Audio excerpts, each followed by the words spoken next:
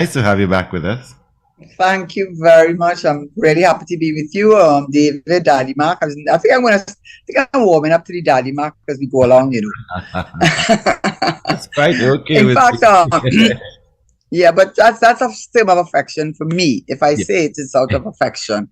But actually, before I came on the show, someone who, these people who offer their services said, Yeah. yeah, I know where you on, on a Monday you're on 102.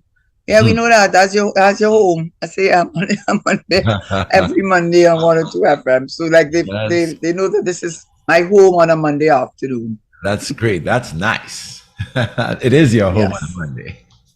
Yes, and good afternoon to everybody else. I'm Ruben and Melissa and your viewers and your listeners, everyone. Actually, it's a warm Monday.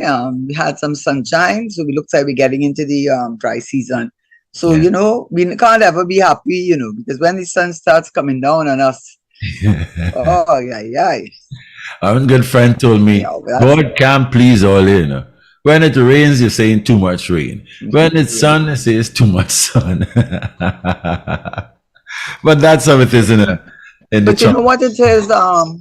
But you know what it is, David. You know what it Yeah. is also, of Hmm. course, because you have traveled a lot, and everybody's gone to the states.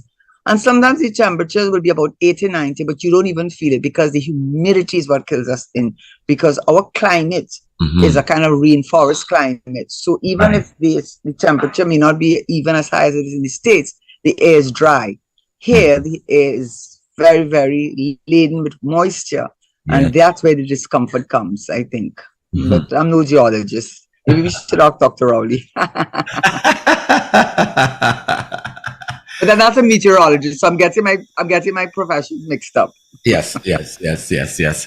Well, and how's the campaign going on? I'm always interested. I tried to follow you on that radio station the other night, but I was on the road.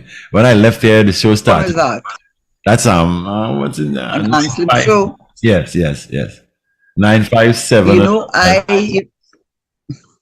yes, the town hall kind of thing. Do you know, Yes. for the first time ever on television, radio, or any media, electronic media, I think the Mhm. flu is going around. And Yes. I hadn't coughed for the entire day, but I got into a coughing spell Hmm. where I just could not stop coughing. Oh I mean, it my. was embarrassing for me. I had to come off the screen Yes. and drink water like water, but eventually Mhm. settle down. But it happened. But it went okay. It was unfortunate that it Yes. happened, but that's life, and you have to always be Mhm. ready to roll with the punches. Not That's so? right. That's right. Yeah. That's right. Yeah. That's right. So otherwise it went well, Mm-hmm. Um I know we have a lot to talk about, and we wait. I would expect Richard would want us to really wait until we Yeah. um talk about the filing of that application. Yeah. Hearing about. I'm sure he look at Richard like he heard me, boy. I Yeah. see what? Look at how I got him looking up here like that, like Yeah. magic. But I do want to, if you do not mind, if you don't mind, Mhm. at some point in time, when we talk about, I just want to make a sort of a general statement, but it's an interesting little story behind it also too, Mhm. and it also tells you about vision and mission. If you believe that it can happen, so I've always talking about how Trinidad can have an agro industry, and so a lot of these young people who are unemployed can find jobs in that area. And of course, we see the flooding, especially in the rural communities down in South, especially. Yeah. Yeah. And you see the devastation for them because it's not Mhm. just a question of inconvenience, because we know that Port of Spain is below sea level. Yeah. And so for Port of Spain, you know that if there's a heavy rainfall, but it will eventually drain off, okay, you'll get a landslide. But most of the inconvenience is a traffic jam. For people living in the southern part, particularly in the rural communities, when they get floods, it is their crops are completely destroyed, their livelihood. You're not just talking about inconvenience, you're talking about their way of life. Also, for many of them, they would say they can't even leave their houses. You read about the man, 70-something-year-old man who just left his house before rain started to fall, to go and see a nephew, who lived just a few houses down, according to what I read. But on his way back, the rain started to pour down. You know how it's been pouring down these days. Yeah. And he slipped and he fell and he drowned. Yes, he was washed away, as a matter of fact. You know, but I mean, I'm not even talking about that. And I think why I bringing it up so much now before we go into what I know you would want to speak about. I think in a way, now when I read the papers now, you're reading so much of the devastation of flooding. And sometimes when you live in the north of Trinidad, and the flood and the rain affects you in the sense of the umbrella, traffic jam, and so on, you don't really, I don't think we understand the devastating effects for people living in the rural communities, not only their way of life, not only, and that affects us because their crops get destroyed and therefore the prices go up in the supermarket and in the market. Yes. And therefore your purchasing power is affected. So it's not, it has a knock-on effect on all of us, you know, because then they lose their crops. So it's a supply and demand rule. And you have selling for $7.95. Do you know that? I mean, I didn't go to the grocery yesterday or today. Yeah. Huh? Yeah. But it was $7.95 up to about 2 days ago. Yeah. Right? And when you look, I mean, yes, maybe they don't use scythe in America or in the States as much as we do, but we can't cook food without that. Right. You know? So it is an essential. And then you see that they can't leave their houses. That's right. You know, they're marooned in their homes. The children can't go to school. And so I felt that to a large extent, when I, in particular, have spoken about how I see what can happen for Trinidad and Tobago, I think we kind of focus on crime and the other areas that, I know, that don't, I think, in a very targeted way, impact people who are farmers. And just indulge me a little bit, Richard, with a story, because I went and I've looked, of course, at, I said, well, I have already spoken about Holland, and you know that half of Holland is under the sea level. So if anybody, any country could relate to flooding, it's the Netherlands or Holland. But they're the second largest global exporter of food. So they, in other words, the same difficulty we have, which is flooding and all that thing, yet they are the second largest global exporter of food. So you ask yourself how they have been able to do that. So before I came on the show, actually last week, apart from my own digging up and trying to find out what does Holland do, what I found out too is a lot of what Holland does is what we are supposed to do. But you know what's the difference? Everything in this country, unlike in these other countries, which I have to say, I'm sorry to say it about us, we ourselves have no respect for the law. The person from Drainage Division, where I got the information from, said, I don't know if he's still there, but he was there. He said quarrying, unauthorized quarrying, lack of enforcement, dumping in the waterways, building houses on the hillside with more than 2 stories high, not putting in the proper embankments, and so that you get these landslides and all of that. So what I learned is a lot of our drainage problems are man-made problems, not of the farmer himself. I must say not the farmer himself, but the lack of enforcement, the lack of indiscriminate, also they say, planting in areas that are not suitable for agriculture, no enforcement of town and country of the laws in relation to planning where you can or cannot build, and just the indiscriminate dumping in our waterways. I have a feeling in Holland they don't do that. I don't know why. And they have a separate entity like a WASA, like us. I found they call it the Water Board, and they're independent authority, and they do very much the same thing that our WASA is supposed to do. But apparently they are very successful in doing it. But they do not have the issues that we have.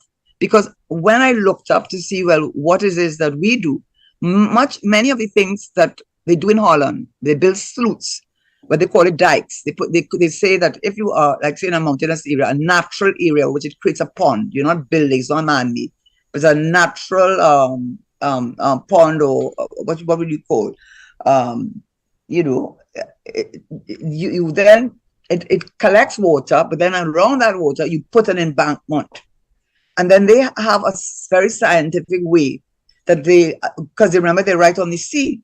Holland is on the sea. And what they do is they let in the water, but they manage and monitor the water because they need the water, but they monitor the letting out the water at low tide. So it's a constant, very much, what would I say, a very technical approach, but it's also very heavy enforcement.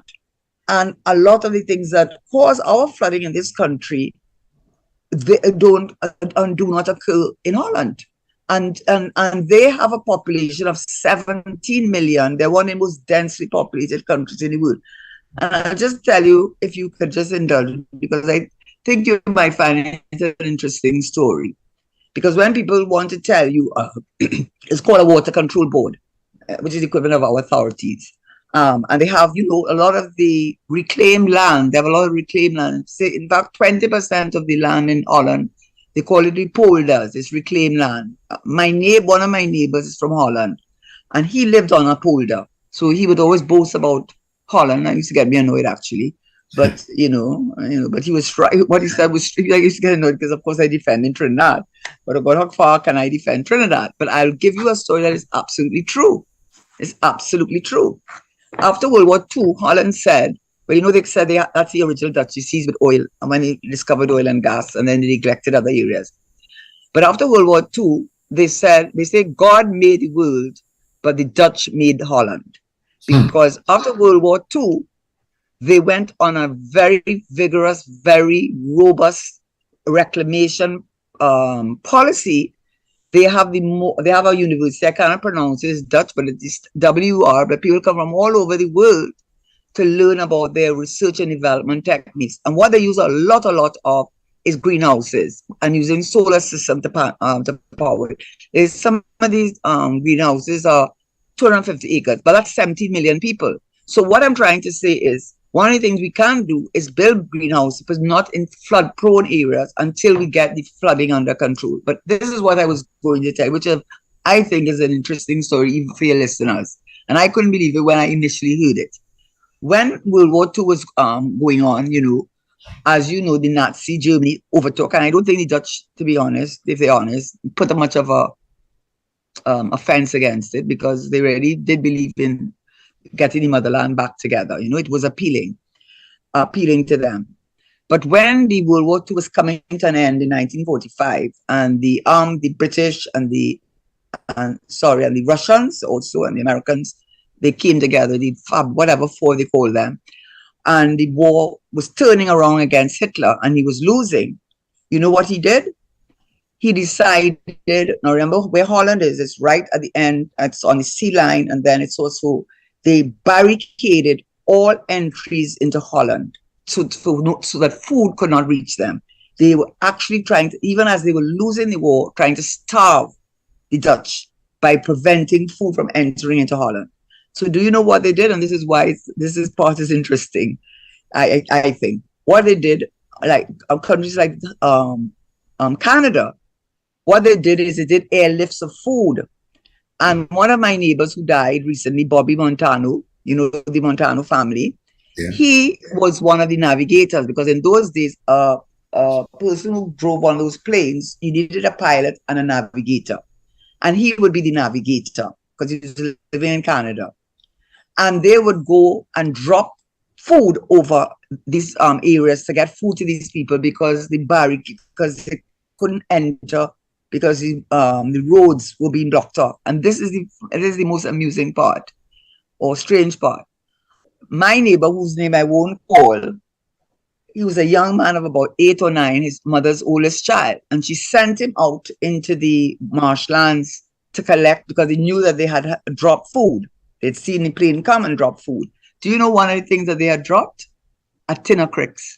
So when they say cricks is your vital supplies, it's not a lie. One of the big things was cricks. And do you know what? Both of these men ended up living where I live. And one day they were talking to each other and they discovered that Bobby Montano was the navigator who had dropped the tin of cricks. And my neighbor's name, I'm not calling, but he's Dutch, was the little boy at 8 or 9 years of age that went out into the marshlands and collected that tin of cricks for his family. So I find I found that so amazing. But the thing behind that story, that whole story is this, that when we enter now with a population of 1.3 and 1.4, talk about flooding and the flooding every year, recurrent decimal. If Holland can solve the problem with the determination and the mission and the vision, there's so much benefits for us. We will stop that food bill of over 5 billion. We can also become more food secure. We can also have more entrepreneurs in agri and agribusiness. And we can also deal with a perennial problem that the south of Trinidad faces every year. And with climate change has become worse, the perennial flooding. And it's not only in the agricultural areas, because I have persons that I know that have land in those areas that are not in the flood belt, but are near to the flood belt. And they want to do development and build houses, and make money. But they can't do it because people say, no, I'm not taking that chance. That nature or 2 miles away, they flooded and I go and build thing, and the insurance companies not giving you flood insurance, or it's too high. So on many levels, we have to start not just thinking about the crime in Port of Spain or in the urban areas, but we have to look at how we can solve the problem of flooding, and at the same time develop the agriculture, which with a country like Holland that has the worst flooding than we had. 2/3 of their land is under the sea level, and they are the second largest global exporter of food because they were able to do the things that I'm saying. But what they did is what we do not do in this country, and this government does not do for reasons better known to themselves. They do not enforce the laws against quarrying. They do not enforce the laws against who wants to put up a house here or put up a business here. They do not enforce the laws, and then they come and say and play they're coming out to solve the problem, spending money, good money after bad. So I just wanted to say that to start with, and I'm saying that especially people from the South, that I did some of the research, and it is time that we in Trinidad do like what a lot of other countries actually do, because I look, the university is WUR, it's internationally recognized, and they are known to maximize. They can maximize. You give them a little piece of land, and what they can get from that piece of land because of the research and development and how they approach it and how they have been able to control the flooding in their country. Why is it we cannot do that here? What's the big maths in that? What is the maths in that? So when people like Kamala Bissell will come afterwards and say, all you're considering the people in the north, that's the people you care about. But we in the south suffering year after year after year. And what you doing about that? She might have a point, and I will agree with her. So I say it right now. You don't have to say that, Kamala. I agree with you, and it is absolute nonsense. And the person from Trinidad ended their contribution to tell us the two causes, natural and human, urbanization, improper waste disposal, quarrying, poor land use practices, over cultivation, but mostly poor enforcement of the laws. And you want to know why we have problems in this country. Yeah, I just told you why.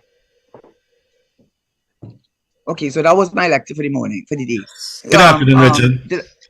Hello. Well, I was listening. It was quite a nice lecture in a number of ways, Karen. I enjoyed it. It was nice. It was wonderful. I don't want to comment on it, turn it into anything else than what you have already put it out to be. No, you go ahead. I'd like to hear your point of view on it. Because, No, I mean, you go to Holland, for example, you say they are below the sea level. Yeah, most of the land, right. yeah. Most of the land below the sea level. And yet still, how much they supply to the world? They're the second largest global. The last one was 100 million US. They did the last Right. one. Before that was 90 million US. America is the only country ahead of it, and Holland is the size of Maryland. It's a very densely populated of 17 million people, and land is very expensive there. So they put up a system there because they are not part of what they refer to as the Asian tigers. Right? No, They no, no, talk they're about not. places like Brazil Mm-mm, and Singapore and these mm-mm. other places. So Holland, No, a whole no. different story. I think it's Holland they Mm-mm. use when they talk about the Dutch disease. Well, the Um, Dutch disease, yes, is because yeah. it was saying that they neglected other areas Hmm. like we tend to do, and to their Yeah. peril. And when World War II happened and they nearly starved them out to death, I guess they got a wake up call and say, let's start growing our own food. Let us never, like what going on with Ukraine, Russia. I saw Europe will Yeah. never allow Russia to do them that again. So they Right. said to themselves, no country is going to put Holland in a place where the people were literally starving. Okay. So what is that? What from what you have shared there is that you have shown how excuses could be thrown out the window. You know, people could really become anything they want to become if they really, I always have to use my former great leader Patrick Manning term, if they put their shoulders to the wheel and press forward. Because here you are saying they have a flooding problem. Because if you're below sea level, it tells you as soon as tide a little high with a little rainfall, you're in trouble. And yet still you're saying they were able to come up with their own system to utilize even seawater, that's all, in a more meaningful way For to reclamation. yeah, to take care of their products as well, they produce. So which means they would have come up with a system to filter the salt out of the water to allow the water to be used to take care of the But crops. it's not so much the seawater, the seawater was, but what happened is rivers, the Rhine River flows through Holland. So what they were Yeah, really saying when they deal with agriculture, and it's another main river, I can't pronounce it. And they say when they have a heavy rainfall now with climate change, what would happen? What would have happened before? It would flood its embankments and everything would get flooded. So the seawater part was to try to do with reclamation and little story of the little Dutch boy who put his finger in the dike and stopped the thing. A little story you learned when you were a child. But they were really talking about agriculture now, where the rivers, so they have a whole system, a whole network. All we're saying is this: their water problem is 100 times worse than ours, and they're the second largest right, global exporter of food. So, and what it is, you know what they have? They have discipline, which we don't have. You know what they have? Enforcement of the law, which we do not have, and they do not ensure town and country, whoever is responsible, when they put it in, make them break it down, because we know there's a mall. From what I understand, did not get town and country planning a permission, but it's still up. right. So what happened is that they made sure that their legal system and laws was would have been such that they could support the advancement of the Holland people. Yeah, for those who really wanted to produce and make something of themselves. And funny, we in this country, Karen, we always say comparison with other countries here, there, and all type of thing. Why are we not using Holland as an example? What is our excuse not to be like Holland then? What they'll tell us is culture. Holland has its own subcultures which would make up the national culture.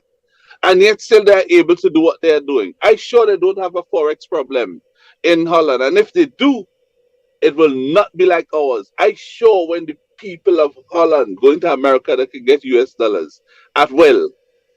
So what's our problem? What's I our think problem? I What's the think difference? from Karen, hold on. Is it leadership?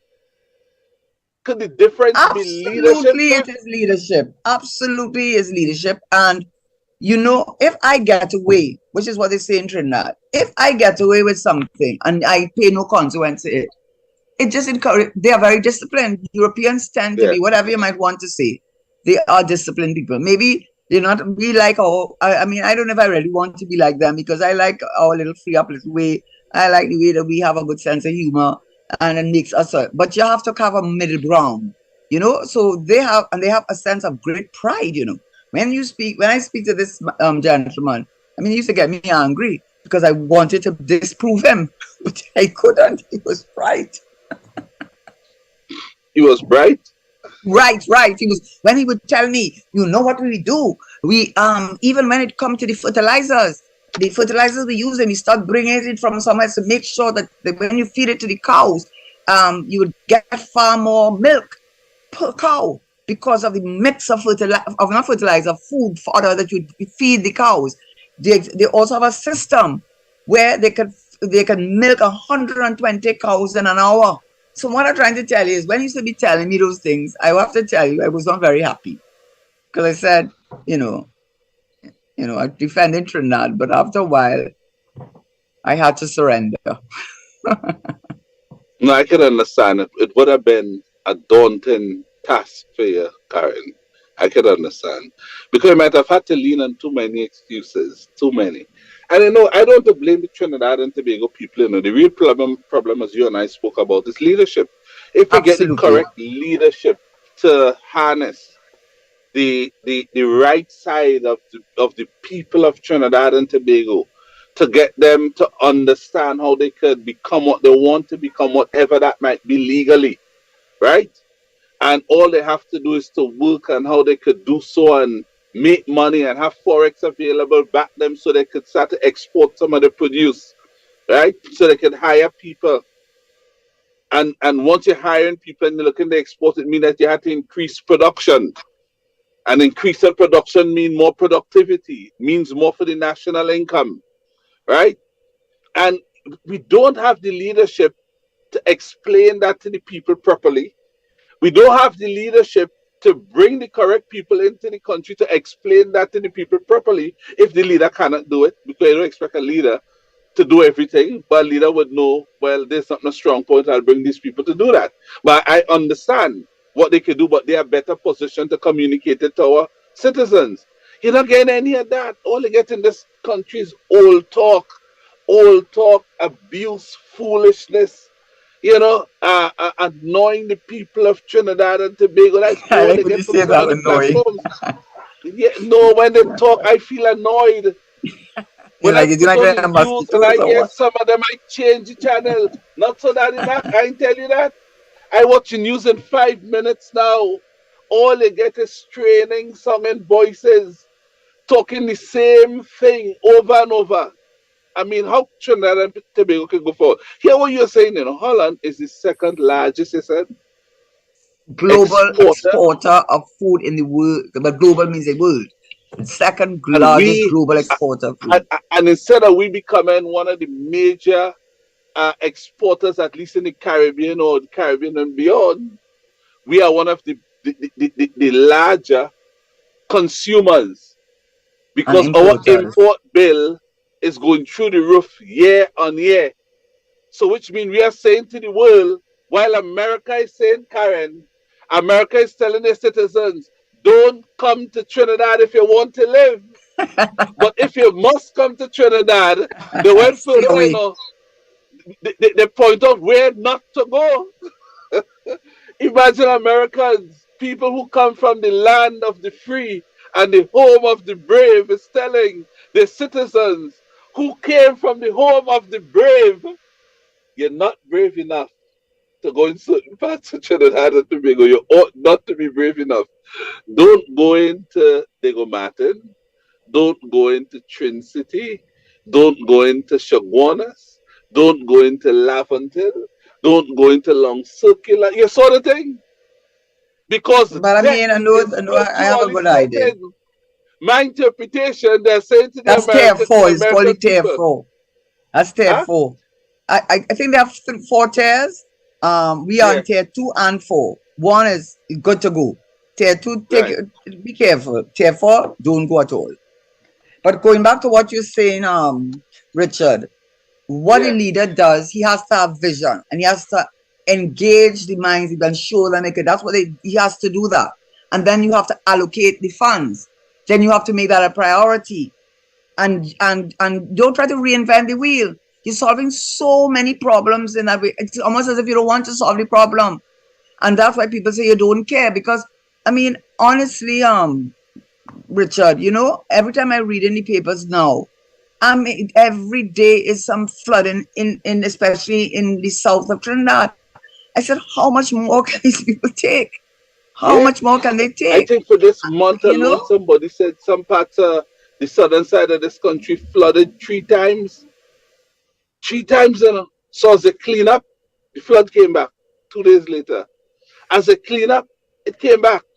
And There you are have to some, go there are through some, that. there are some areas where the flooding did not recede, like Woodland and Faizabad and San Francisco. Now they're like in a basin, and the water is not moving, and And the you know what amount of rain happens? keep on coming. Mosquitoes, disease, because Yeah, then yeah. you're going to get an outbreak. I see by where I live, there are mosquitoes like any. I said, I couldn't understand all of a sudden. But I have to say, they started spraying. So I assume they realize there's a mosquito infestation. But the money you're spending is like spinning top in mud. The money you keep spending over and over again. And not only that, these are people's lives. Yeah.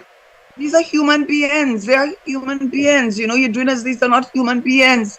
Because they're not affecting you. How could you not? How could you be comfortable? And you're not enforcing the laws, indiscriminate quarrying, right? That is a fact. There's indiscriminate. And when it's the indiscriminate quarrying, that means you do not have the license to quarry, but everybody turns a blind eye and they pass a note.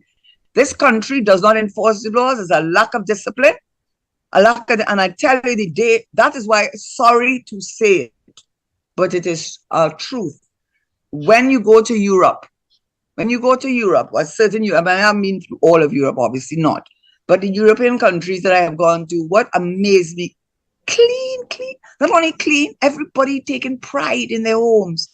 Everybody, but the Barbadians are like that. And so I don't know what is wrong with us. But what I know is it Not has a to start with leader the leader. followed Eric Williams. Not a leader followed Eric Williams to say, Eric Williams spoke about discipline, tolerance, and production. What you were saying, in order to produce, you have to be disciplined and you Absolutely. have to be tolerant, because sometimes production may require some patience and all that type of thing, right? And not to lose your cool and stay focused, and it would work out. I want to believe that must have been or ought to have been a huge part of what you're saying to the people of Trinidad and Tobago in order to move the country forward. Now, let us assume Dr. Eric Williams put those words as our watchwords to guide us forward. You want to tell me, not even this leader couldn't come and say, when Eric said this, this is what he meant, and define it to the people and help apply those words? When you say what's happening in Holland, you said it twice or 3 times today there already. Discipline. And then you said they are the second largest Enforcement. producers. How to say? The second largest Enforcement of the law. enforcement, they said that, but exporters. The Yes, second largest exporters. They are. exporters. Yes, they are. Food. So Yeah. that's production. So he said they were Yeah. disciplined.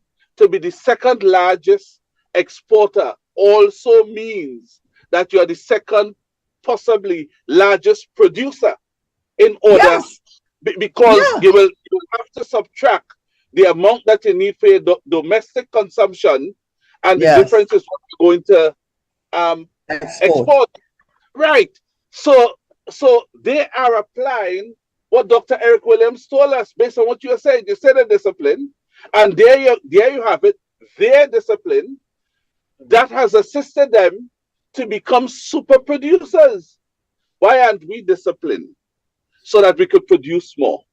Why aren't we more disciplined? And we can. I guess Of course that's the we story can. I'm What trying we to agreed say. on. It requires proper leadership. Proper leadership Absolutely. will produce proper guidance. Proper guidance will assist people to become more focused and more productive. When you Yeah. take a platform and you talk about Miss Howard's cat, I mean, come on.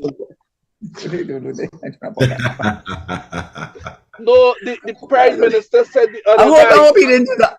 But no. No, But whenever I say Richard, these things, I'm that quoting is it. not Hold on. recent. Ask That's not David. recent. Whenever I say these things, I'm quoting, He said in the Okay, but meeting that's the not other recent, night. though. Recent, the other I'm night? talking in November. He said the Red House was behaving like Miss Howard cat. That's what he said. Oh my I God. listened to him, you know. He ran out of Lord. the use of a simile. He said Oh God. when we were doing the Red House, and it was God, I'm behaving sorry about all and that. rocking all over the place and Oh behaving like, God. and he paused. He didn't know what to say, and then he said, "Miss Howard Cat." Oh God. Oh Lord. Oh Lord. Oh Lord. Oh Oh, Lord. boss David, record that part. Say it again, Oh Karen. Lord. Oh Oh God, Lord. Oh oh God, Lord. oh God, yeah. I want to say Not to, really. oh Oh my Lord. dear Already. Father, But let oh me my just say dear this. Father, Let me just say, Jesus, because I God, like to be balanced. Jehovah Jireh in heaven. Oh God, oh God, oh God. Okay. Trouble. No. Really. God, Really. no, Really. no. Really. Really. Oh, it's bad, it's bad, it's bad, it's bad. This is a day we need to pray.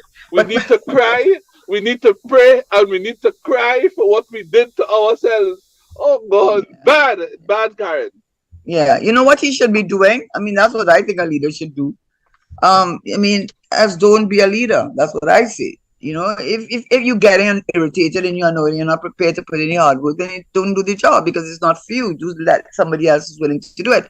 But what you need to do is people. That's what a leader is. Whether it is in a private organization. I mean, whatever you could say, Lawrence Cupid made a lot of errors, but he was a visionary leader, eh? And we have visionary No, he leaders was, he and a was. vision, I still right? is. So He just ran into yes, some problems, but he still is. I don't think he still is, huh? But anyhow, the point No, is, that don't ever lose your soul. Just that he may not get the support to build on other things all that he right, has. Yeah, okay, all right. But what I want to say is this: that a yeah. leader, if you have vision, you communicate that, and people start to see, That's and you it, start to Karen. see and That's it. imagine. You say Oh, yes, and then when you imagine, then you say, then you implement. Because you can't, then when they see it implementing, and why can't we have greenhouses? Because a greenhouse, as far as I am not an expert on those things, but it's you can put a greenhouse in a place that is not flood prone, right? You can build, and it can be solar powered rather than using the natural gas. So you're not relying on the natural gas. And then you start building up these greenhouses. One will be doing tomatoes, another one doing bygone, another one doing, different things. Not everything is for greenhouse, because also the way they do these tomatoes, and so they do it vertically too, eh? Everything is vertical. So they're using up a little space. I mean, I'm not a farmer and I am not an agriculturalist. So you're right. But a leader doesn't have to be that. What a leader has to be is this. A leader has to say, wait, Holland did this and they underwater. And up to World War II, they had a problem too. That's where the Dutch disease came from, because they were ignoring other aspects of the economy to their peril. And necessity is the mother of invention. And when they turned and said, God created the world, but the Dutch created Holland, because they put their nose, they put what is the expression, to the grindstone. the And shoulders yes, to the and wheel. shoulders to the wheel. And not only that, they inspire. The leader is one who inspires. A leader who is one who implements. A leader is one who leads by example and shows that it can be done. When people start seeing that it can be done, it has such an inspirational impact. And then when the government starts putting their foot down on the illegal quarrying of their friends and family and even maybe themselves, and the quarrying and building and put their foot down in this country. And you see, when you start doing that and people start seeing that the benefit to them, that the money that you're spending on importing food, you can put it into greater development of your agro industries. We're only 1.4 million people. I can't understand why we can't do that. Because you know what you need?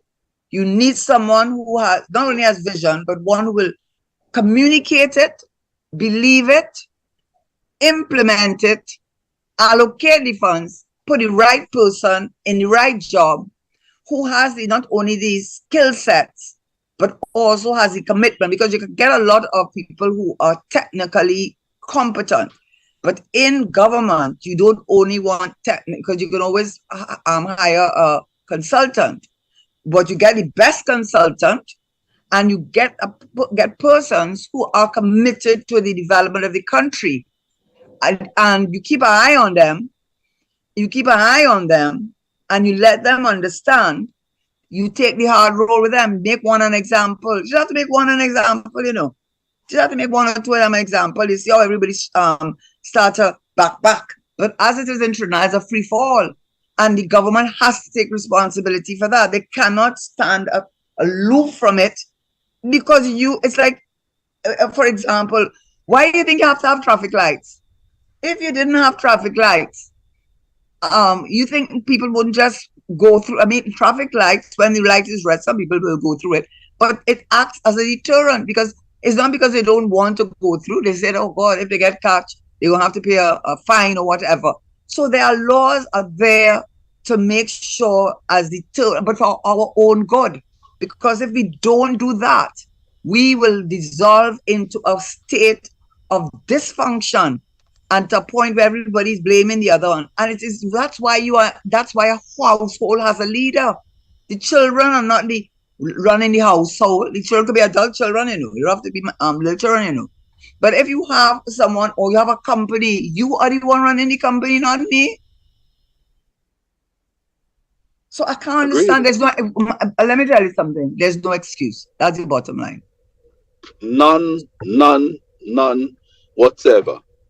And if it come off of empathize for those people. I want to make it plain, because it really hurt me. When I said, but what in heaven's name is going on in this country?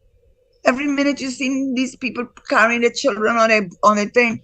You're looking at them, their houses, they can't come out of their house. You want to live like that? You want to be living, and you could do something about it? Karen, nobody wants to live like that, not even once per year. You wouldn't even want to go through that once per year. And to think these people go through that 10 and 15 times per year. And we affected, because when you go to the grocery to buy tomatoes and cucumbers and pumpkin and side and all the veg, a lot of people eat more vegetarian, not as much meat, because not too much meat isn't that good for you anyhow. So a lot of people eat a lot of vegetables, right? If people and sweet potato and cassava, well, I know we get that from the from like St. Vincent and Grenada and so on.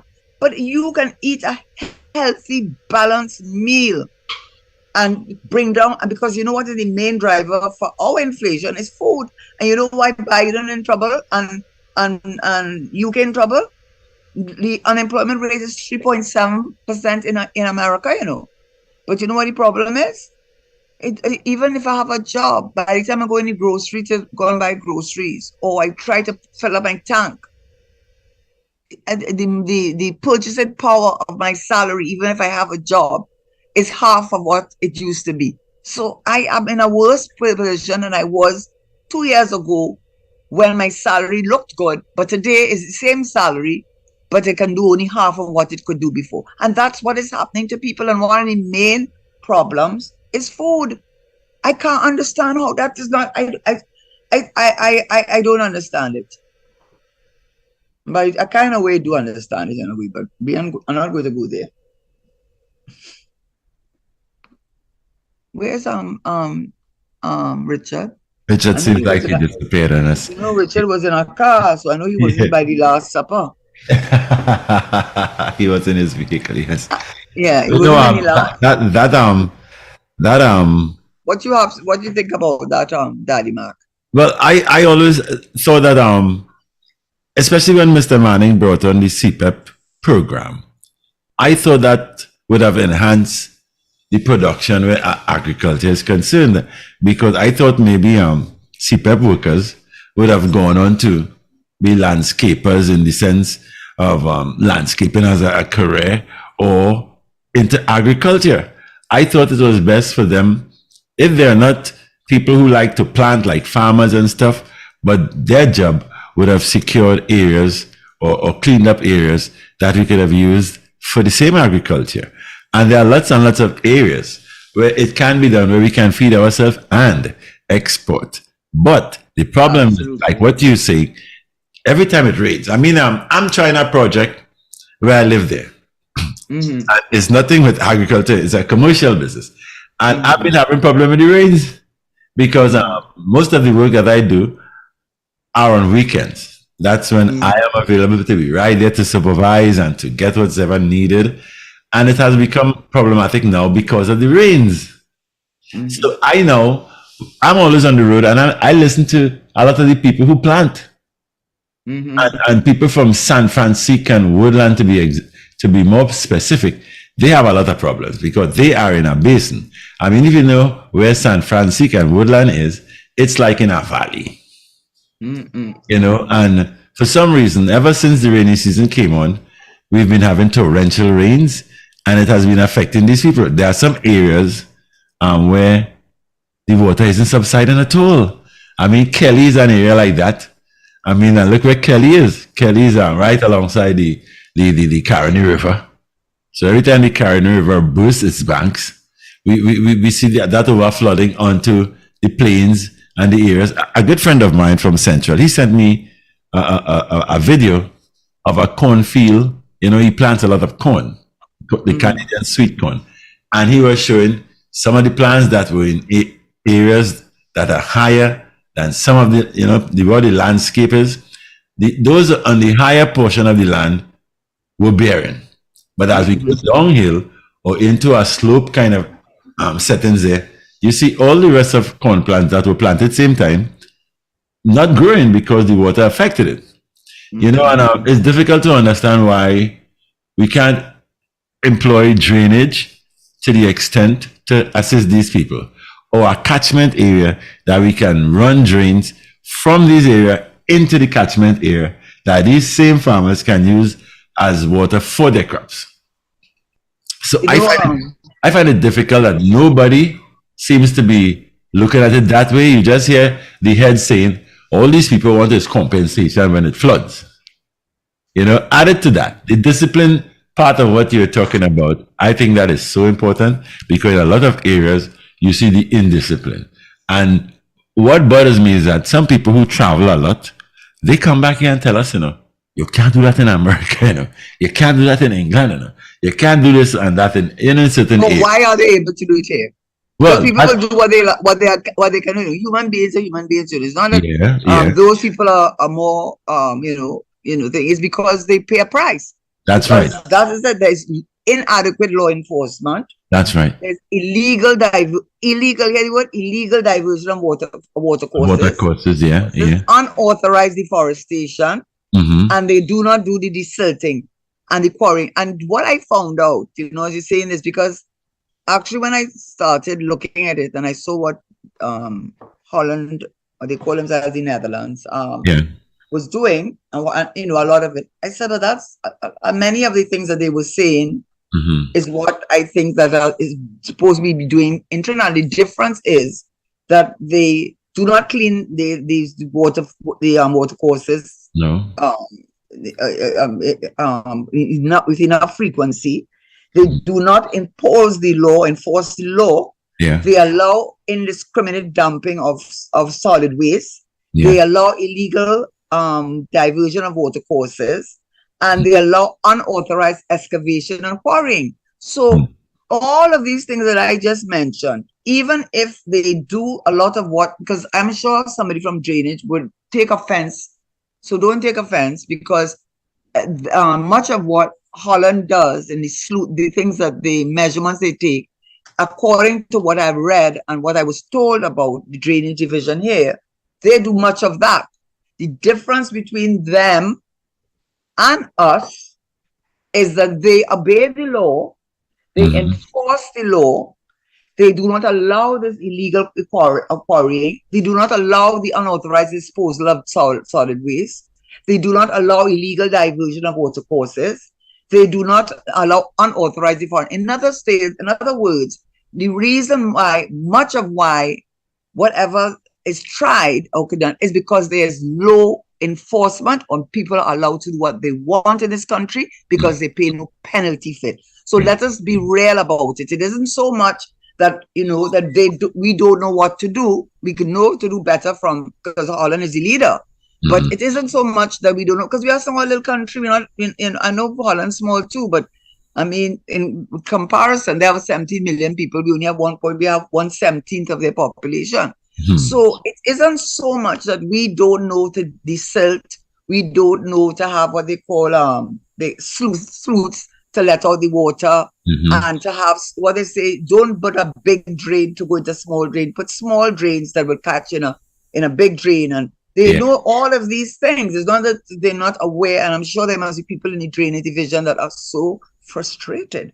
But what is happening is that the government, which is what they are, what is town and country planning for? What is drainage and something there for? What is local government there for? What is public utilities there for? Because they have WASA. All of these entities are the ones to enforce in a Ministry of Energy dealing with the quarrying, and all of that. All of these different ministries play a role in the fact that we are constantly experiencing flooding. So that when you go to spend 20 million to solve the problem, you might have just thrown away 20 million if you're not prepared to do the enforcement that is necessary to make sure that these things work. And so the government and the ministries have to take responsibility. They cannot pass it on to who are they passing it on to. So then don't be there. Yeah. You shouldn't be there if you feel in a small little country like Trinidad that you know what the problems are and you know exactly what the problems are and you can't solve it, is because either you are prevented from solving it or you are prevented from solving it or you're prevented from solving it. Yeah, I think that a lot more can be done, because there are some areas in the Southland more on the Rio Claro Mayaro side and thing, where I saw a councillor complaining about some businessman putting up a bar, and where the washroom areas were, they had constructed it on the bank of a river and into the river. Oh my God. That must create problems. But why don't they go and break it down? In Barbados, you can't do nothing, I lived in Barbados for 4 years. Yeah. And I never saw at the side of the road in Barbados anybody. Okay, the only thing I ever saw in Barbados, and it would be on a weekend, these guys selling water and coconut water in a small space. But you think in Barbados, with the little chattel houses, people living in chattel houses, meaning on these houses are sitting on stones so they can move it. These are poor people, right? These are poor people, and clean and tidy. Yeah. And you know why? Because they enforce the laws. You think in Barbados you could go and dump rubbish at the side of the road in Barbados? No way. And don't tell me. So what is the difference? Yeah. The difference is the laws are enforced in Barbados, and after a while it becomes part of the whole culture of that country. Now, so I am saying do you remember the time when you used to say chase Charlie away? I used to love do that. Yes. Remember chase Charlie away? I remember that. Bring that back. Chase Charlie away. I think it was in NAR days. That was a very effective advertisement. I think everybody rallied around that. They're still using it now. They do need it. Well, they're not using it enough. The point is that in Barbados, I'm saying Barbados because I was a student once, but not as a student, as a lecturer. So I lived there for 4 years. Yeah. And you could go, there was no way you go in Barbados. You think you could have in your yard an old car, an old this? They would not allow that in Barbados. What is the difference? It's not poverty or wealth. These are poor people. Yeah. But it took pride and the laws were enforced. So if we do not enforce the laws and we allow a person, the reason he could do what he did is because he could do what he did. That's right. That's right. That's why he did what he did. But I bet you if he was in Barbados, the thought wouldn't even occur to him. Because by the time you put up the first brick, whoever is the person in charge of that thing would go to him and smash it right down. That's and he wouldn't dare to put it back up again. Yeah, I think we lack enforcement of a lot of the laws in Trinidad and Tobago. And Tobago, the people, they have a culture of cleanliness too, because I observed very much so. On many occasions I went to Tobago. I went there as a DJ on many occasions. And you're a DJ, Daddy Ma? Yeah, I used to be. Well, I still that don't leave you, but I don't function as one person now. But back in those days, I used to be ramping all over the country, and when I went to Tobago, and we go to play like for the Fisherman Fete in Castara, or Right. Plymouth. I used to be based mostly in Plymouth and Castor whenever I go.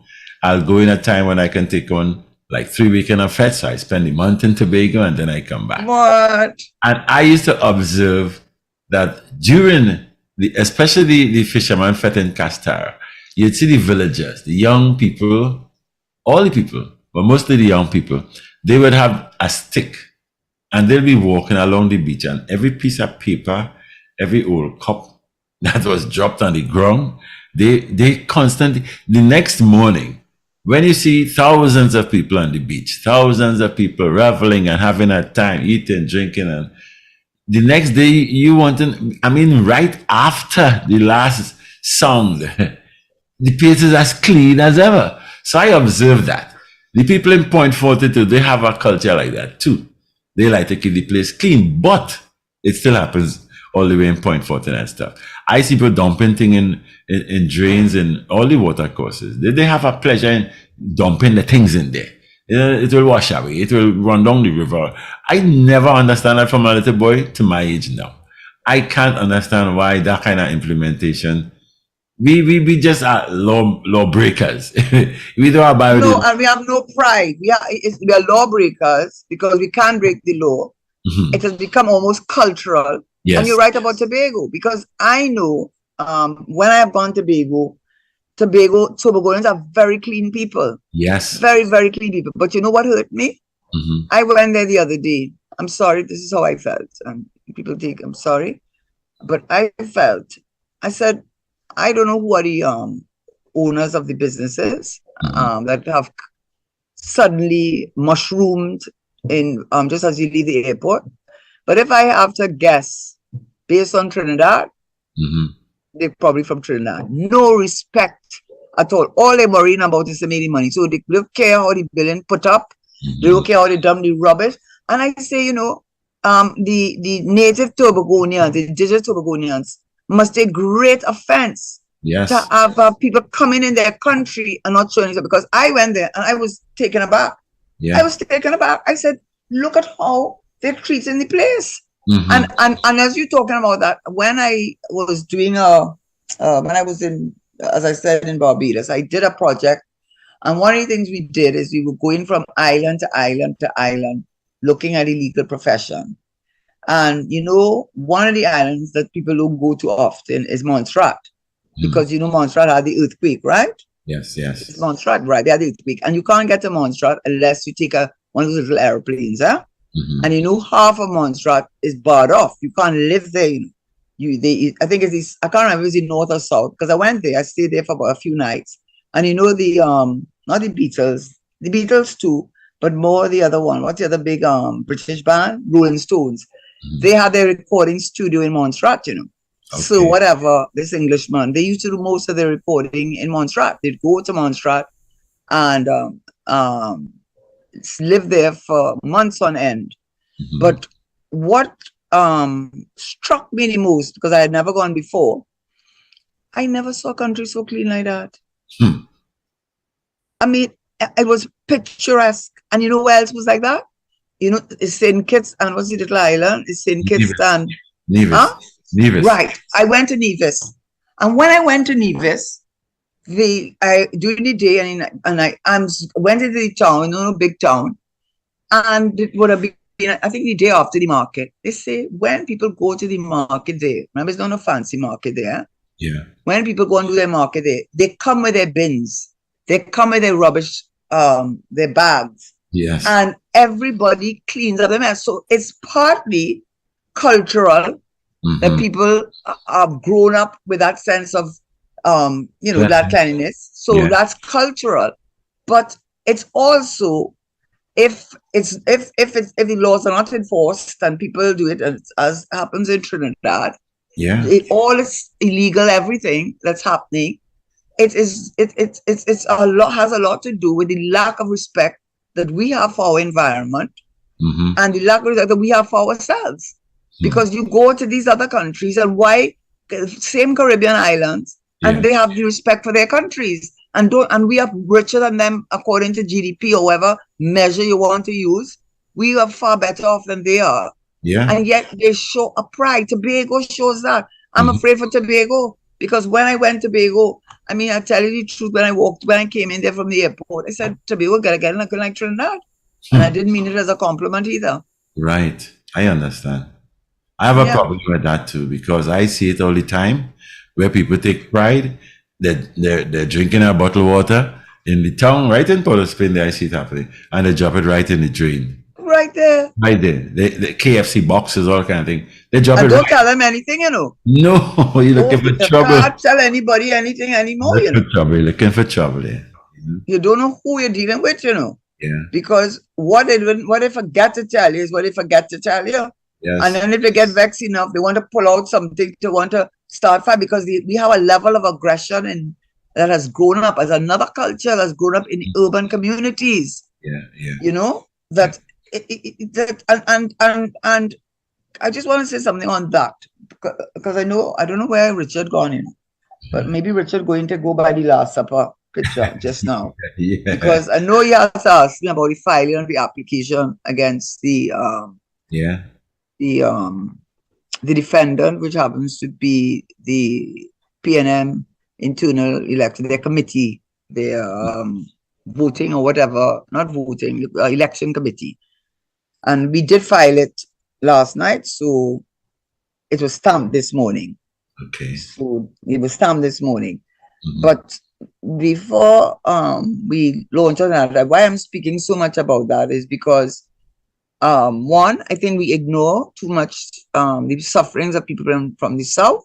But I want to make a point, and I maybe I'm being a bit precipitous to even bring it up, but it struck me.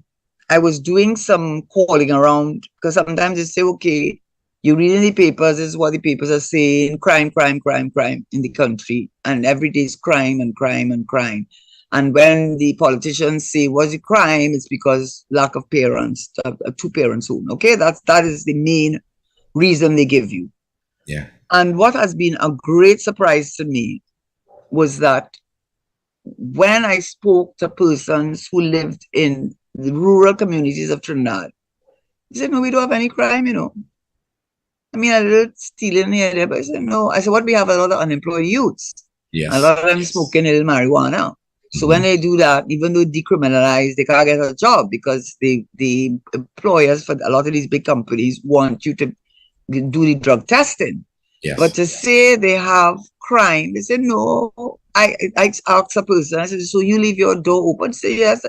Well, of course, after they told me that, I read today some young man killed his mother down in Point.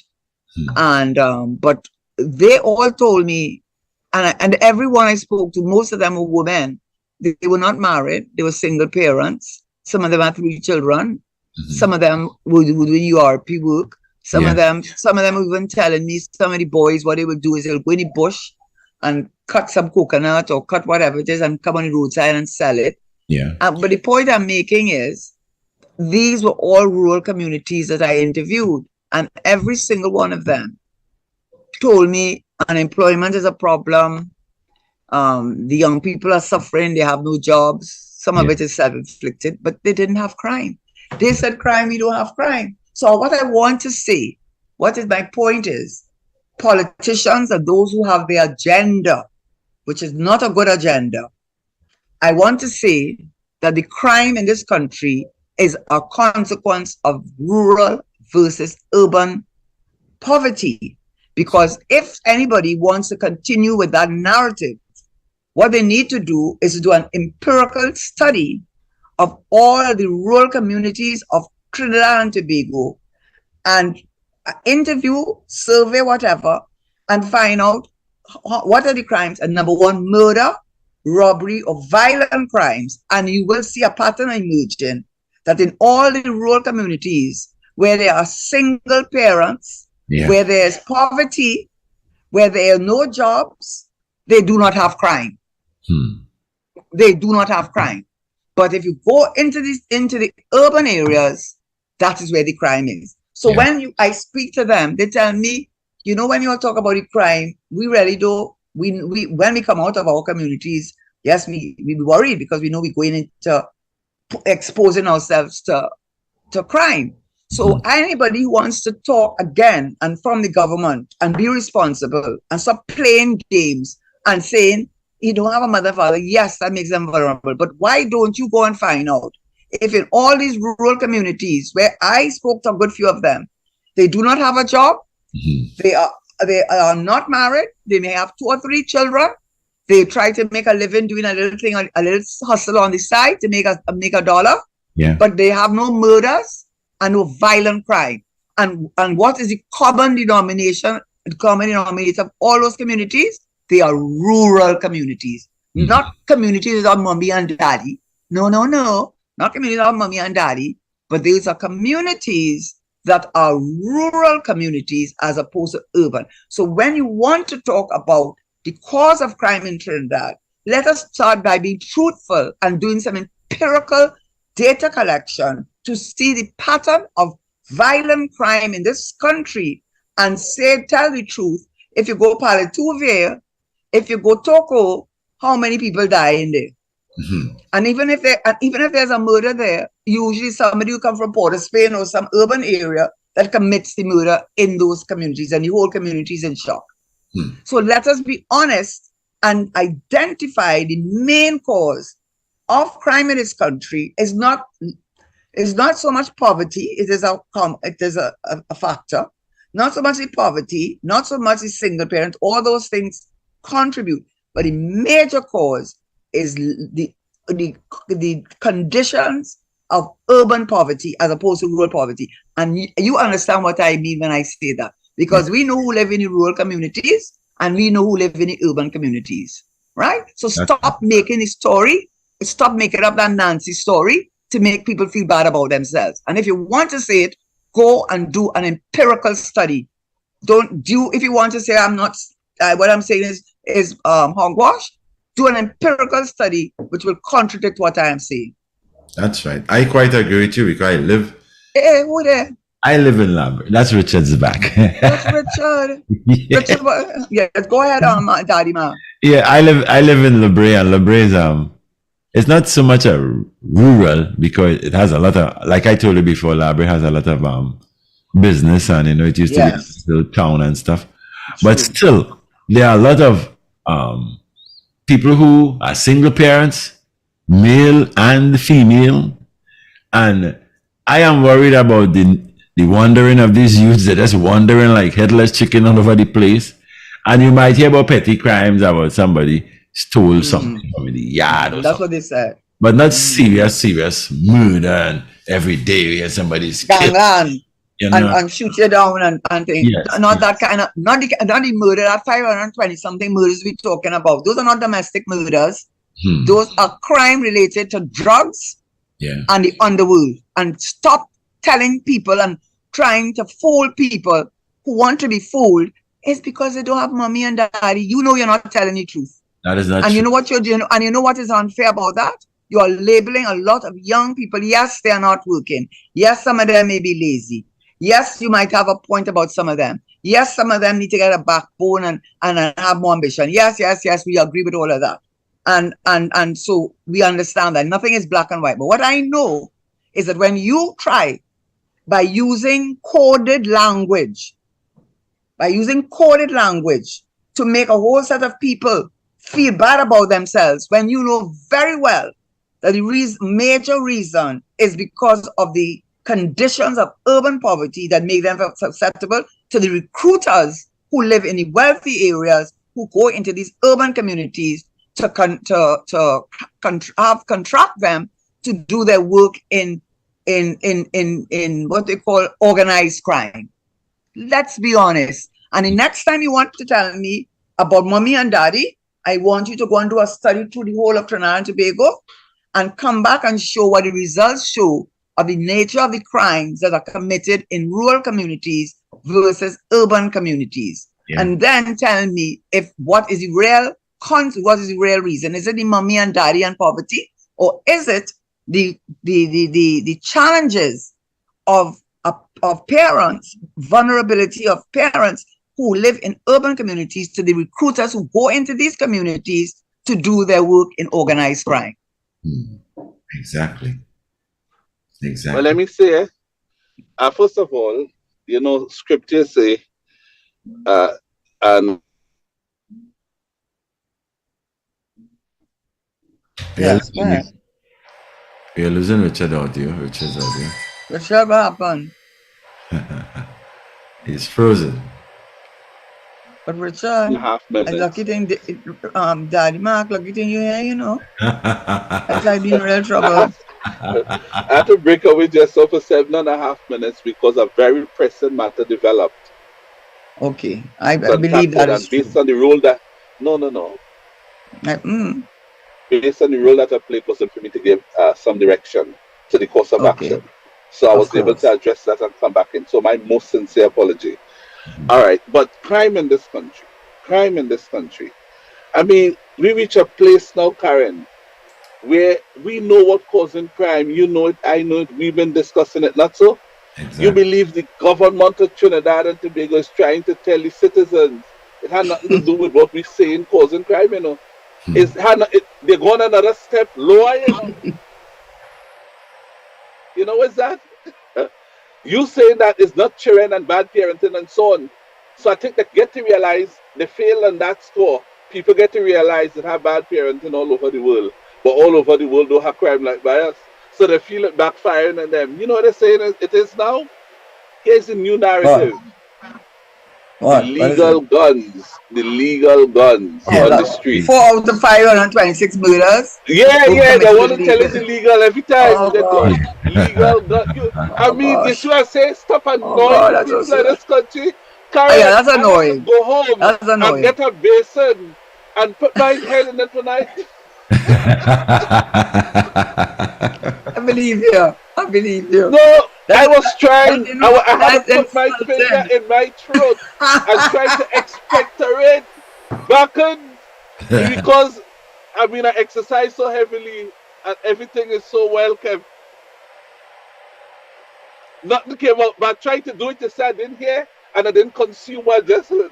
No, come on. They're actually selling Karen. They are peddling to the people of Trinidad and Tobago. It is the legal guns causing the crime in Trinidad and Tobago. Yeah. We are about 528. They have no interest in the other 524. You know what they're concerned about? Legal fire. Legal firearms took 4 lives. They don't even say So they that's don't the realize how problem. stupid. What is it again? You don't see they don't see how stupid they sound. I saw my Karen, husband, my I little don't even grandson. believe. He would say, Listen, but grand, it's 520. They're doing maths in school. And they gave me a test. And they had 528 murders. And of the 528 murders, 524 were committed with illegal guns. And 4 were committed with legal guns.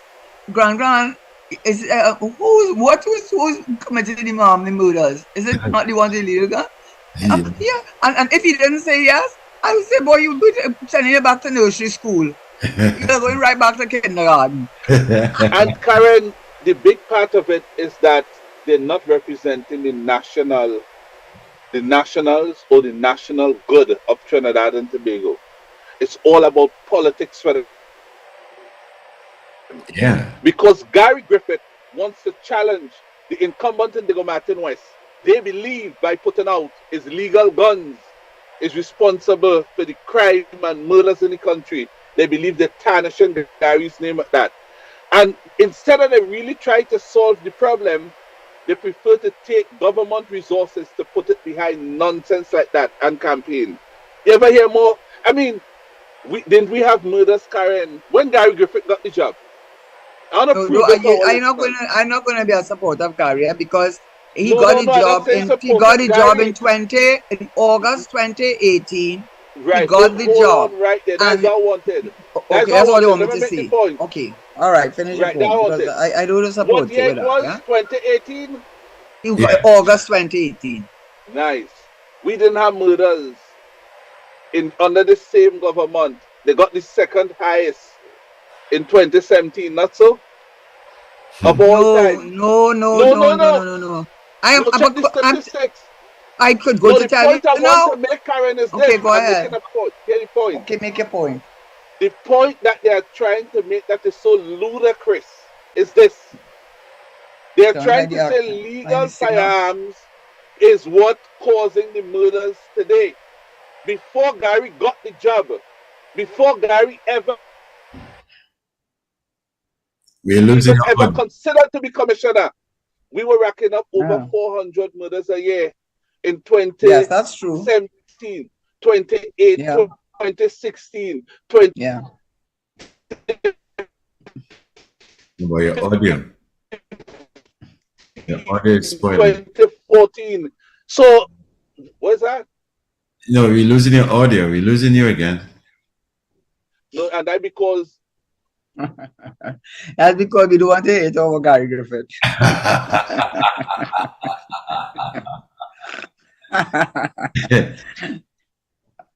I didn't know Listen, there was an you're article. you're not talking to the right person, because in 2019 he was police commissioner for the whole entire 2019. When I was in government in 2008 under the PNM, it had the highest murder rate in the history of recorded murder rates, and I think it was 550. When he became commissioner of police in August 2018, it's towards the end of the year. So I cannot ascribe to him more or less anyway, but I can for 2019. He was the police commissioner for the entire year. And you know, under our constitution, the commissioner of police has extensive powers that he never had after the amendment in 2006 of our constitution. He recorded the second highest murder rate in the recorded history of Trinidad and Tobago, 513 murders. So please don't talk about Gary Griffith and me. And plus two, I never saw him get a shipment of cocaine. I am tired of them showing him marijuana. How many times? A drug shipment, then I see the bags, and I see some marijuana, and I see 2 or 3 guns. I was around in 2008 and 2007 when, you remember him, the Minister of National Security. I felt sorry for him because I think he felt tremendous pressure. It was a very demanding job on him. And I think, but he would come down, he was a senator, he would come down and give the stats and tell the country what was going on with the crime rate and the organized crime. And he explained it well. He said the drugs are coming through from Colombia and Venezuela, and we are transshipment point because the drugs end up in North America and Europe.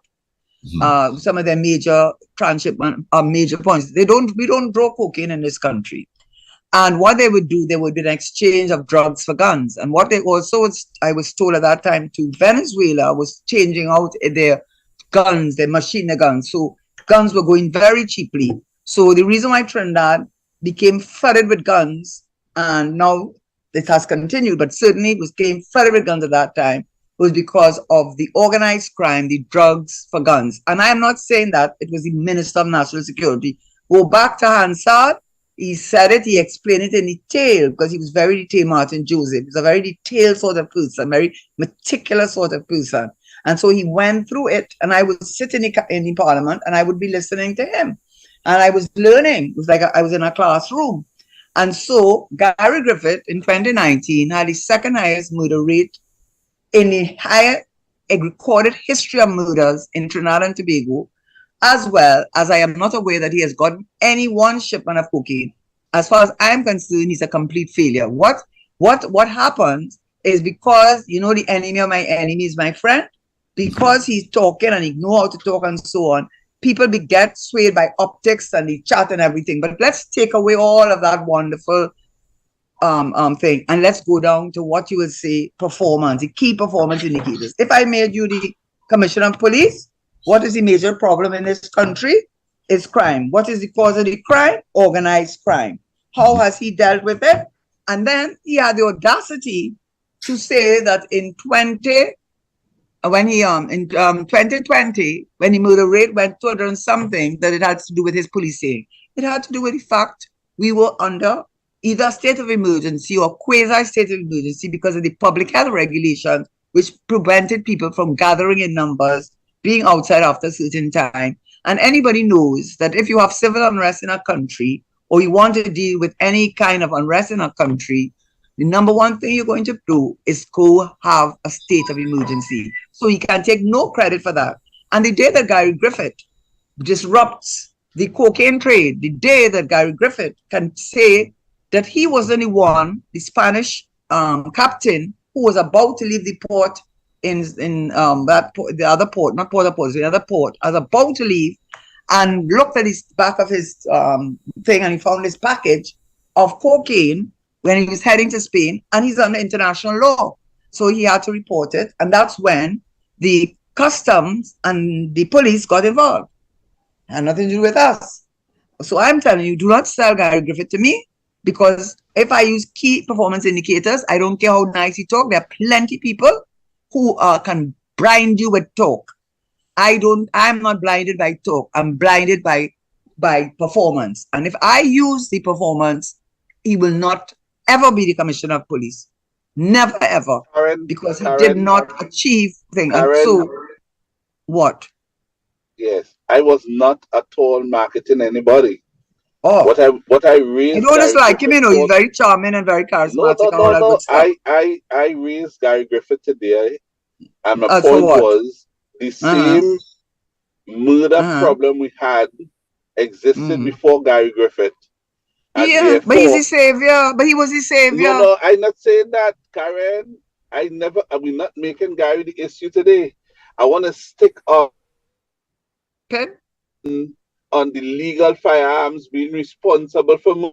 But that's the government with its stupidness. And dismiss it for our listeners to hear, because the government went on a rampage to try to tell people. Tell them. Richard. Yeah. Richard. Yeah. Oh God, man, you're disappointing me. What you're disappointing me? All they did is give Gary something to talk about. That's all they did. That does not take away from the fact that he did not perform. We did not perform. And I do not do, just because your prime minister, you think is and that minister of national security, oh my God. And because he's standing up to them, does not make him a good commissioner of police. He is a commissioner of police in this country if he brings down the murder rate, if he deals with the organized crime, if he disrupts the cocaine trade in this country. The day that he did that, in the 3 years he was there, he did not do it. So I don't want to hear anything more about it.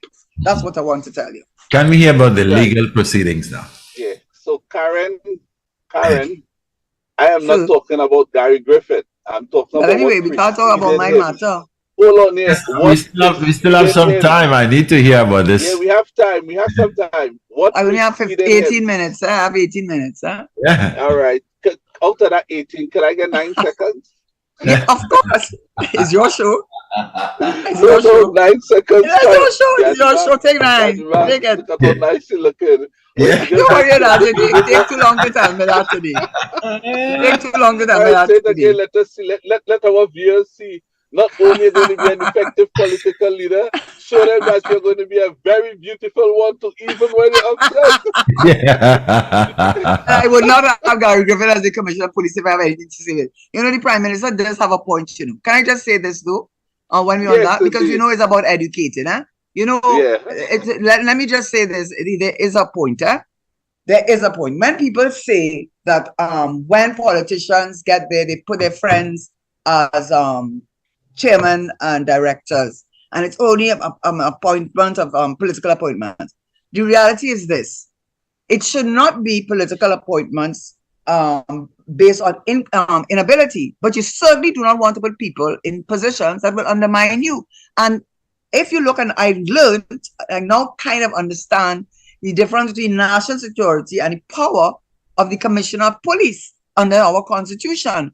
When the power of veto was taken away and from the prime minister, so that he could not say, take that name, I don't want it. Yes, if you have a corrupt prime minister, you have to be very worried, but you cannot have a prime minister who does not have a commissioner of police, who is not working with him or working with his minister of national security, because the minister of national security cannot control the commissioner of police and the police force. That is the constitution says he has that responsibility. The minister of national security works with him, allocates funds to him. So my point is, I can understand why a prime minister, not this one, a prime minister who's honest and decent and has the best interest of the country at hand, and is no way associated with what people are concerned about, would want to have a police commissioner, not a DPP, The DPP have to be independent of all of you and the judiciary. But I could understand why he wants somebody who he can work with. No, I understand that, and I get that fully. And you'd want to be comforted in that regard and so on. But don't forget, it was the Prime Minister in Parliament who said he wanted something new and voted to support Guy Griffith. We must remember that. Things change. Things change. Like next week now, you might start telling me, Karen, you're looking so ugly. No, Karen. That is not in your genes. That is not in your genes. You don't know. No. Anybody thought that in Ukraine war? No, Karen, you don't possess cosmetic beauty. Your beauty is not based on cosmetics. Okay. No, don't say that. Not only cosmetic. You get yourself in trouble, eh? Not only cosmetic. No, it have people.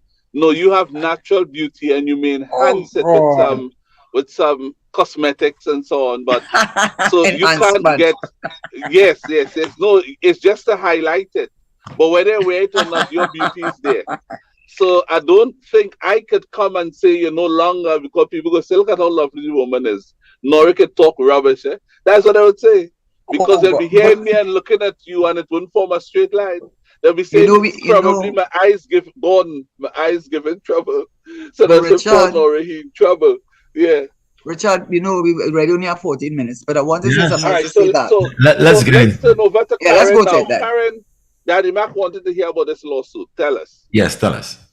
Okay, so the political parties are unincorporated societies, which means they don't come under the Companies Act. So in terms of bringing a cause of action, I know you're familiar with that too, but people who are not lawyers, you may think you have a good case and in your life, and somebody did do you something bad, but when you look at what the law requires for you to be able to approach the court and say, this man committed the tort of negligence or defamation, there are certain requirements to be able to you have to fulfill, the law requires you to fulfill in order to be able to bring that matter before the court. So the issue for us, of course, was that we are that the political parties are not corporations, they're unincorporated. So we base our cause of action, our basis for approaching the court for relief from the court, judicial relief, on breach of contract. Why? Because when you join the party, you pay, so there's a consideration, there's an offer, there's an acceptance, there's consideration, because upon joining, you pay a fee, a membership fee, and also every year you're supposed to pay a fee. So those are the basic tenets of a contract.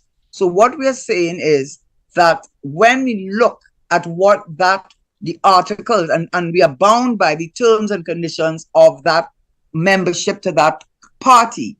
So the party has rules and regulations which bind its members. And among those rules and regulations in particular, we go to the articles, and some of the articles will deal with specific areas. And one of the areas which we are looking at, and the lawyers who are dealing with it are better able to deal with it, because yes, I could talk about it, but I can't talk about it half as well as they can, because I did not draft it. We had two excellent lawyers, Egon Embarak, such a brilliant young man, and my campaign manager also was my colleague at in cabinet, and also attorney-at-law, who's Minister of Legal Affairs, Peter Taylor. I can take no credit at all. All I'm just, actually, you would probably be better, assisted by having them discuss it from a legal point of view. But what happened is now, so you had to have a basis on which you could approach the court, right? So we found it is breach of contract. And what we're saying is one of the articles of the membership to which we belong says that you have an election day. An election day. And an election day means, as we understand it, one day. Now, even if one wants to say that the word an election, and it has always been practiced of the party, as in most elections, to honor that one election day, except for the polling agents and so on. We just had a midterm election in America with millions of people voting, and they did it on one day. And so therefore, there must be a reason why you said an election day.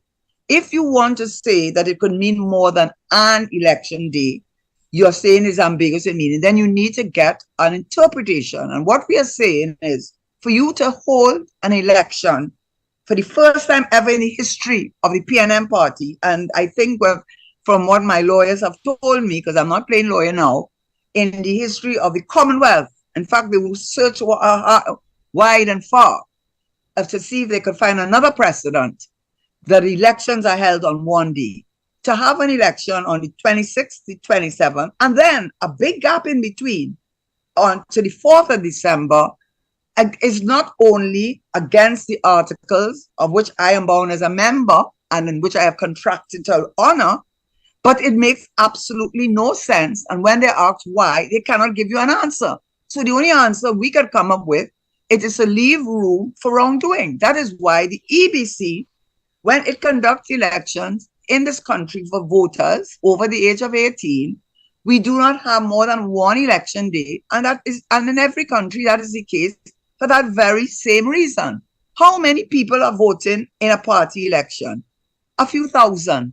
Why do you need to stretch it through 3 days? So we want the court to make an order that the election can be taken on one day and one day only, unless they can come up with a very brilliant reason why they should not follow the practice of every other country, including the EBC, to go this way. Secondly, when you have done the voting, what happens is they'll have a police thing to escort it, because their opportunity for fraud and whatever. People always elections are important things. There's a lot at stake, a lot at stake. And so they take it to the designated place, and it is immediately counted in the presence of the different party representatives. And then this receipt is given, tabulated, so everybody knows the results that night. So on television, we hear results coming in from Yaro, from so-and-so, as it coming in, results coming in.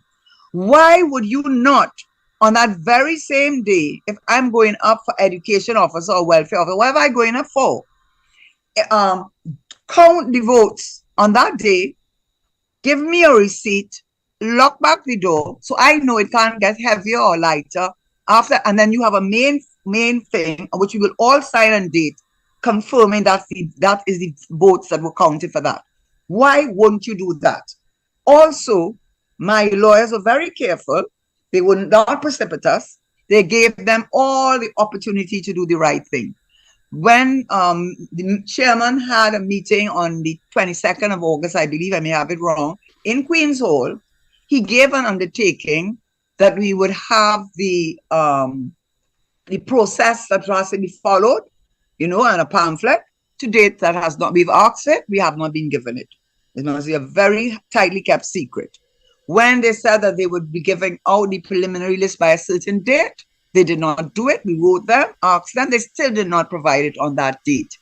Not only that, when you look at the preliminary list, when the EBC has their national elections, as I've said already, they have the contact number and email of all the persons who have registered to vote. In fact, if you look at the application form, which they have as an exhibit, there is an asterisk next to email and an asterisk next to telephone number, meaning those are mandatory things that you have to fill in. So Balize House, himself to himself, has all the contact numbers and email, but yet when they give us the preliminary list, they do not give us information they have. How could that be fair? How could that be transparent? That is breach of all natural justice principles. And for what? And what is the reason for doing that? And then why are you taking the boxes and telling me that I must agree and believe you that you have it in a secure place? Why must I believe that? It's himself, the same people who are going up for positions in the party are the same persons, as far as I'm concerned, who have control over ultimately have control over those boxes. Another thing is, we have been asking them I asked up to today. I asked my manager, said, where are we supposed to vote? Well, we don't know yet. They haven't told us. We have been asking them where they vote, where we're to vote. Yet when we wrote them, my lawyers wrote them to ask them where's the voting, how many voting places are there going to be. They then immediately have not answered that question. This is since August. You're telling us that you close off the registration. That's since August the 23rd. You can't answer that question, but you're asking us in 3 or 4 days to give a list of scrutineers. List of scrutineers for how many constituencies? And in 4 days, how could that be fair? How could that be fair? So on many, many, many grounds of transparency and accountability and all that. And for those PNM support, I love the PNM. And you may not be happy, some of you, with what we are doing because you want to put a rock the boat now, leave it like that now. But you know what? This is how change happens for the good, because at the end of the day, your children and your grandchildren will be proud of the PNM, because we said we are not going to allow you to conduct an election vai. We are not going to allow you to do it in a manner that we can't have confidence. When the PNM does its business, its internal business, it does it in a transparent and in a way that is that respects all rules of natural justice, procedural fairness, so that when you put us in government, you can expect the same from us. So don't get mad with us that we're doing this. We are doing it for you. You may not think we are doing it for you. We are doing it for you. We are doing it for all of us. We are doing it for all the PNM people. So at the end of the day, we will be able to say, great is the PNM, great is the PNM, great is the PNM, and it shall prevail. But we will not stand by and allow a group of persons who have self-interest with power and things that they may not want it to be uncovered to do what they want, and for us to shut up and take it, because they are doing it to us in this country. You know, Paulo Kernahan wrote an article. I don't think he too cared for me much before. He probably still doesn't care for me. But what he did say, which I did agree with, he said how much ill treatment we are taking in this country. I said, what else they have to tell us for us to stand up? They're telling us we are, well, I don't even want to repeat it because I don't want to give value to what they say. I don't want to dignify them. But how much abuse, verbal abuse, are we prepared to take? How much disrespect are we prepared to take and sit down there muted? You know why? Because we are either so cynical, so in a sense of helplessness and fear, that we shut our mouths and we take it. But what Karen Tesheira is doing and her team is doing is not destroying, it's restoring. And at the end of the day, maybe one day down the line, maybe for some of you who can't see today because it doesn't suit you to see today, but maybe one day you will say, boy, a good thing they do that, you know. We show it at the PNM. We don't talk, we don't mess up a thing, you know. You can plain mess with PNM, you know. When Eric William formed this party on a basis of principle, we stood up and we showed all the other parties this is how we do business. So let the court decide. And that's what we're asking the court to do. Karen, I am very proud of you and the work that you have done. And you are right, because in the history of our party, we never did that. You know, you have heard me said here on numerous occasions that box will walk away in the night and come back heavier than it left. and I've also added that if you so want to be fair, I think we should add this in a legal matter. If they so want to be fair and transparent, then make the other step, which is every day they have election voting, tally the ballots at the end. That's what we did. That's what we asked for. That's what we asked too. Okay. Yeah, that is. And I cannot take the praise. Please, let me just say this. I know we'll running out of time, but I think it will be very unfair of me to take the credit for work that I did not do. I am speaking about it, well, I'm a lawyer, I understand it, but the praise and all the thing has to go to Egon Embarak and Peter Taylor. They worked, I worked so hard on this matter, and for love of country and love of party. And I cannot take any of the credit for that. All I can say, well, Peter tells me, well, Karen, if you didn't go up, this wouldn't happen. Okay. So I may have been a bit of a trigger, but I can take no credit for what they have done, and all praise to them. And at the end of the day, we will be proud of the PNM for what PNM stands for. No bacchanal. What is sad that we had to witness this play out in that the PNM never stood for this. No one could have foreseen that someone would have come and lead the PNM to this place where people had to commence legal proceedings to get the basic right thing done correctly. This is unimaginable. And you have people out there like Gary Sobers, I heard the other night, loosening his mouth on you. He just come in the party, You know what the opposite of a love and hate is indifference. I don't care what he thinks of me. It doesn't even matter to me. So you don't have to repeat what he said because it doesn't matter. Yeah, no, I wouldn't do that to Mark and what he has said, but I said, but look where we reach. This guy knows anything about what we did to prop up Balize House and to keep this flag flying. Leave but it you're now. coming at a time when you spend about a year in opposition talking at the side, and then you end up in government and you want to behave like you were Christian in PNM blood, like you are all of, leave him now. Jesus. My father say, people always tell you, that is a strategy. I say right now, Kamala must be sitting down with popcorn and watching the games. So you have to watch. Sometimes you have to look at notice they're not saying anything. They're right, and I would. You notice they're saying anything. I want to tell all of here today, if he should win under the system that they put out, from the very next day, we'll hear the opposition telling him, you ain't no leader. You ain't no legitimate leader. But leave them. It's him that wants to fight, because their best chance, Karen, is to fight him. So they don't want to tell him do the correct thing, because if they do that, so if they tell him do the correct thing and he does it and he loses, they know they just throw away all the opportunity they may have had to get back in. So they don't want to face a Karen. Leave them, let him do it. Let him go. Dr. Rowley, so we stayed out of that.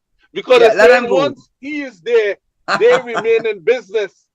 So let's wait and see. But right after the election, if he wins under this system, which I want to tell you, he will win under this system. You have to make sure and get change. Because if it stays the same way, he's undoubtedly the leader. But he will not be my legitimate leader. Not anymore. And I can tell all you, the UNC would be saying, they ain't talking now, Let us wait and see. Anytime he say in Parliament, I am the leader of the PNM. You hear them? You can get a leader who didn't fight elections legitimately. No, and that will play out on the platform, That will play out on the platform. Yes. So he doesn't even know you are trying to help him. But next week, Karen, I would set the clock now. We get going again. Great action. May the people love you in the PNM for what you have done. You have brought stableness again to our party potentially. I'm saying potentially because it's contingent on how it plays out in court. Thank you. We see you again next week. Daddy Mac, run the news and get home safely after. I will. Okay, thank you so much, Karen. Have a good evening, everybody. Thank you. Bye-bye. Continue to fight the good fight. Thank you. Okay. News straight ahead with Sparkle McIntosh. The future of talk is here. Power 102 Digital.